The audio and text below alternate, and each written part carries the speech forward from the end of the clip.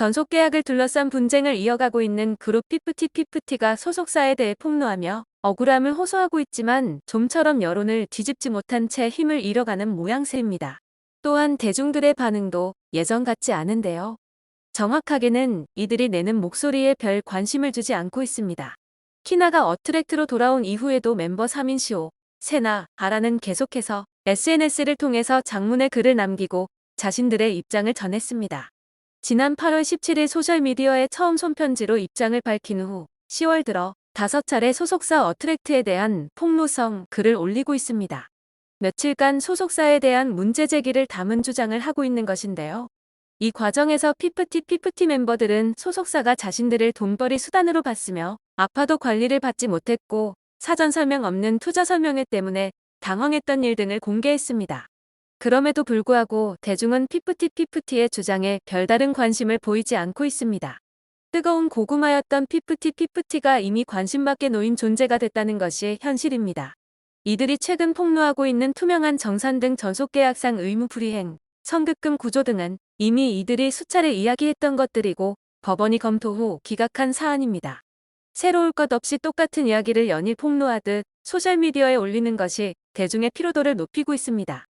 특히 템퍼링 의혹은 업계 모두의 반발을 샀고 최근 열린 국회 정무위원회 국정감사에서도 공정거래위원회 측이 검토하겠다는 입장을 밝혔습니다.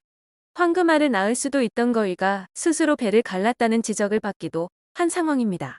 이런 가운데 멤버 키나가 어트랙트를 상대로 낸 전속계약 효력 정지 가처분 신청 항고를 취하하고 소속사로 돌아가며 피프티는 더욱 사면초가 상태가 됐습니다. 키나는 본인 몰래 저작권 지분을 변경하고 학력 오기제 논란이 생겼던 안성일 대표에 대한 불신이 생겨 어트랙트로 돌아오게 되었다고 전홍준 대표에게 이야기했는데요. 사인 위조 의혹이 처음 일어났던 7월부터 이미 키나는 안성일 대표에 대한 불신을 갖고 언제 빠져나갈지 고민을 거듭 중이었다고도 볼 수 있습니다. 이미 활동 당시부터 키나는 자신에 대한 부조리한 처우에 대해 조금씩 불만이 쌓였을 것입니다.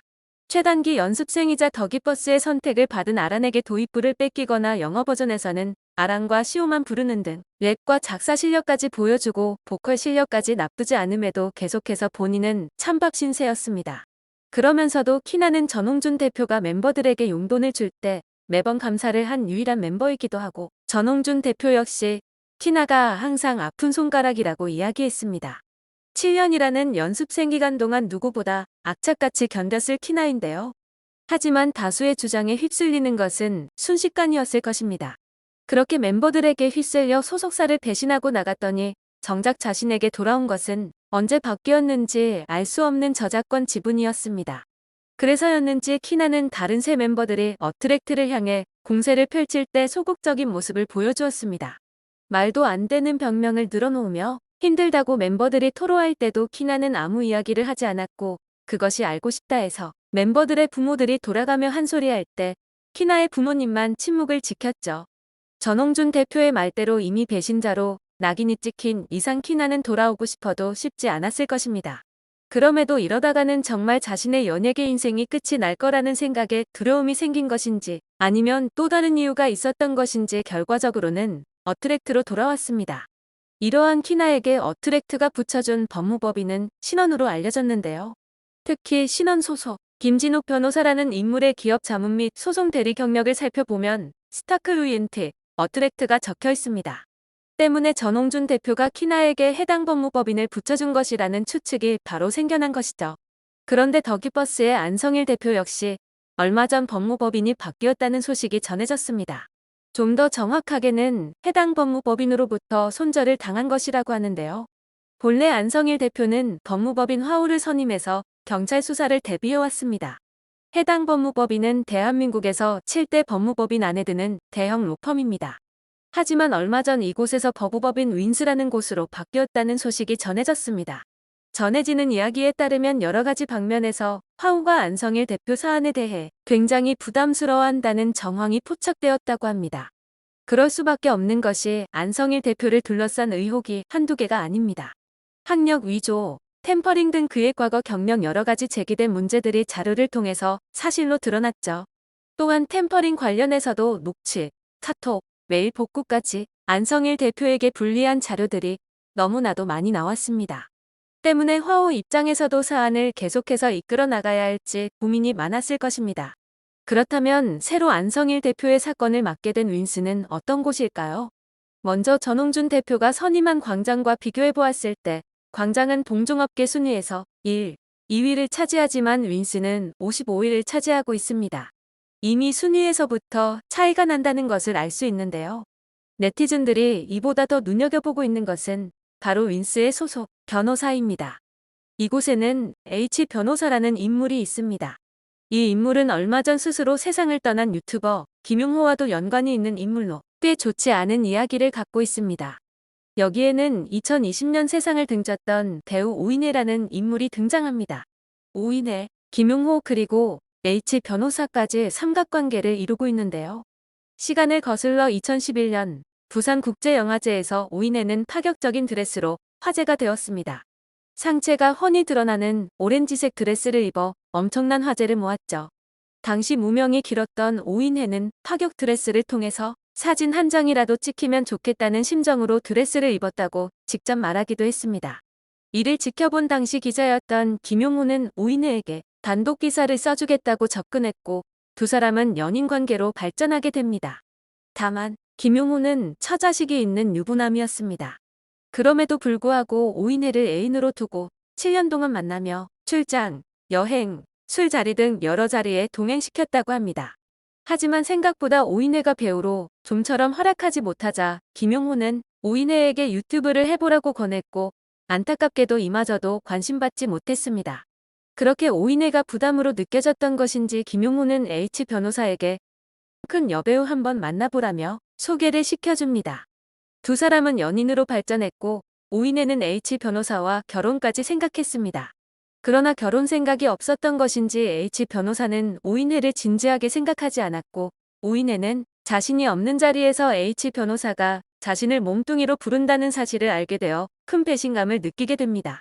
이후 자신의 SNS에 보고 있겠죠?